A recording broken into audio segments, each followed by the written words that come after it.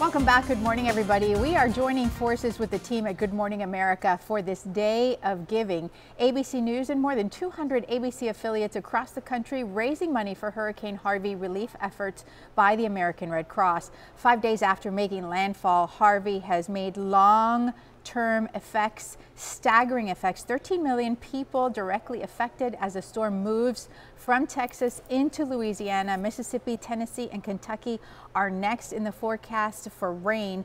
Joining us in the studio with more on the very latest of hurricane relief efforts is Rachel Nelson, who's the communications director for the Red Cross in the Central Florida region. Rachel, thank you for coming in on a very busy time. Thank you. What's the update in terms of how many volunteers you all have out there? How bad are things? You know, we have seen such an incredible response to this tragedy.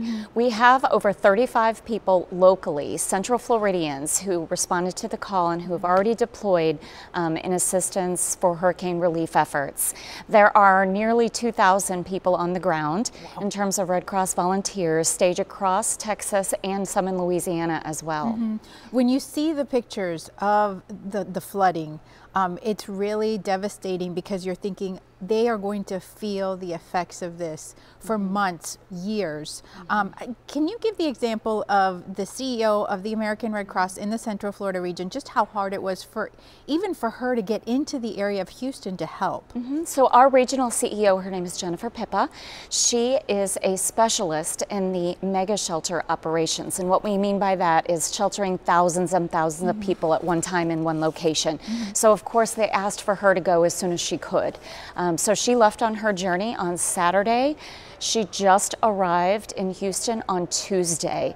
There were so many obstacles along the way, but she was very determined, and thanks to a little help from the National Guard, she made it there and is helping out right now in that mega shelter in Houston. People, we know they mean well when they say, can I donate items? But the money is really the best way you can help. Give us some examples. Sure. Financial donations provide the quickest relief. At this point in the operation, it's all about immediate relief to those hurricane victims. So we look to do things like safe shelter, food, water, emotional support, even just a shoulder to lean on. That's what it's all about right now. And those financial donations help us to do that. They help us supply those things to those individuals. And the Red Cross isn't just focusing on Texas. You've got volunteers in other states waiting as well? We sure do. In fact, a lot of our Central Florida volunteers actually went to Louisiana. It's a little bit closer for us, and we were asked as Floridians to support Louisiana while a lot of the rest of the country went into Texas. There's several other states as well that are also mobilized to accept evacuees should that be necessary. Well, thank you, Rachel, for coming in, and of course keep us updated on the latest information.